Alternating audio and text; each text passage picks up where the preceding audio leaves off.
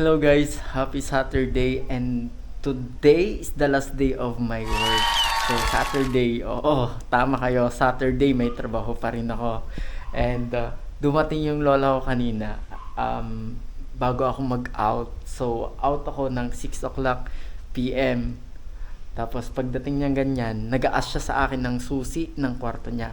However, wala naman akong susi ng kwarto niya. E paano? Naiwan niyang nakalak yung kwarto. So, that was before 6. Anong oras na ngayon? Ang oras ay nasa 7 or 8. Nasa 8 na yata. After ko nang mag-work, so naligo muna ako.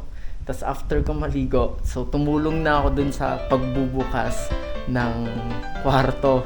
Ginawa namin, kinuha namin yung mesa, tapos yung hagdan ng double deck.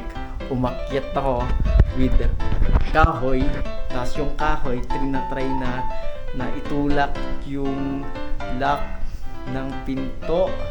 However, hindi pa rin matagumpay.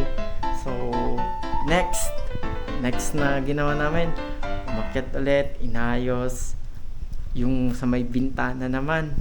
Kaso talagang push ng push, nagdagdag, nag-extend ng mga ng panungkit hanggang sa ayun. So far good. Yung oras ngayon nasa bandang alas 8 yata.